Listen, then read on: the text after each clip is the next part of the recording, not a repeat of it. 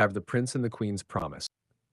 In the ancient kingdom of Avalora, where golden rivers met silver mountains, there lived a wise and respected queen named Queen Maravel.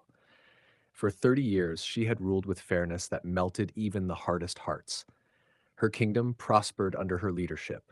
The crops were abundant, the arts flourished, and people lived without fear. But despite her achievements, the queen carried a quiet sorrow. She had no heir. All her hopes rested on her late sister's son, Prince Ryan, a 19-year-old with a good heart but a restless mind. He loved adventure more than responsibility, and excitement more than discipline. Marivelle loved him dearly, but she worried whether he was ready to one day lead Avalora. One morning, the queen called Prince Ryan to her crystal-windowed chamber. "Ryan," she said softly, "the kingdom will be yours someday. But before that, there is something you must prove, not to me, but to yourself." Ryan raised an eyebrow. "A test. A journey," she corrected. "3 trials that will reveal who you truly are."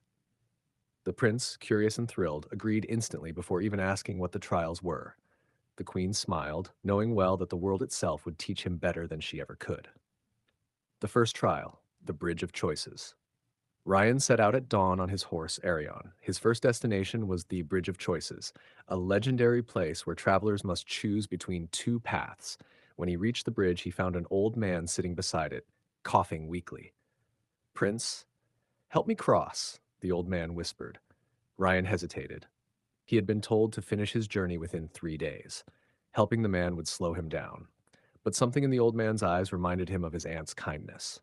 Ryan dismounted, lifted the frail man onto his back, and carried him slowly across the long bridge.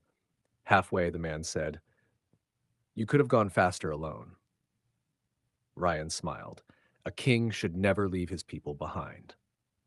When they reached the other side, the old man stood straight, no longer weak or coughing. His eyes glowed golden. "You have passed the first trial," he said, transforming into a spirit. "Compassion is the strength of a true ruler." Ryan blinked in shock as the spirit disappeared into the sky. The second trial, the Forest of Echoes. On the second day, Ryan entered the dense Forest of Echoes, where everything you fear is whispered back to you. The moment he stepped inside, he heard voices. "You are not ready to be king. You are just a boy who likes adventure. You will fail your people." Ryan felt his heart pound. The shadows shifted, forming shapes of doubt. His hands trembled, but he kept walking, repeating the queen's words in his mind. Courage is not the absence of fear, but the strength to walk through it. Suddenly, a towering figure appeared, a dark mirror image of him. "You doubt yourself," the shadow growled. "How will you lead others when you cannot lead your own heart?" Ryan clenched his fists. "I may doubt," he said, voice shaking, "but I won't run."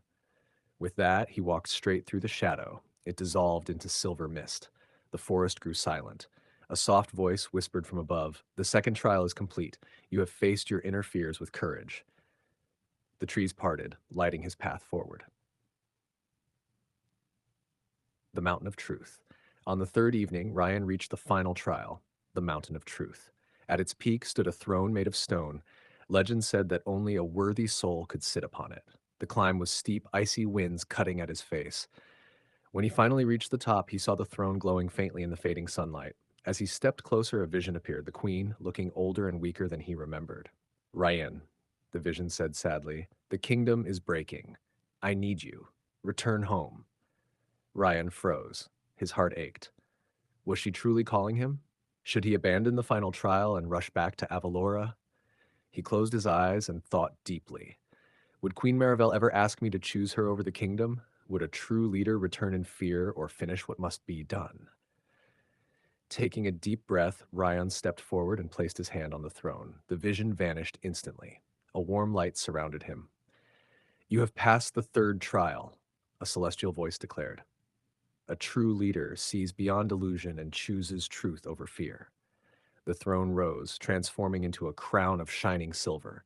It hovered above his head for a moment before gently resting upon it. Ryan bowed his head. He felt different, stronger, wiser, steadier. The return. When he returned to the palace, Queen Marivelle waited at the gates. Her eyes widened with pride when she saw the crown resting on his head. "You completed the journey," she whispered. "You believed I could," he replied. The queen embraced him, tears of joy in her eyes. Ryan, you are ready, not because of your strength, but because of your heart. Later, during the grand ceremony, Queen Marivelle stood before the people. Today, she announced, I present to you the future of Avalora, Prince Rian, a leader shaped not by birth, but by choice, compassion, courage, and truth. The people cheered as Ryan stepped forward, not as the reckless boy he once was, but as a young leader ready to carry the weight of a kingdom. A moral of the story. A true leader is not defined by power, but by compassion, courage, and truth. The greatest victories are those won inside the heart.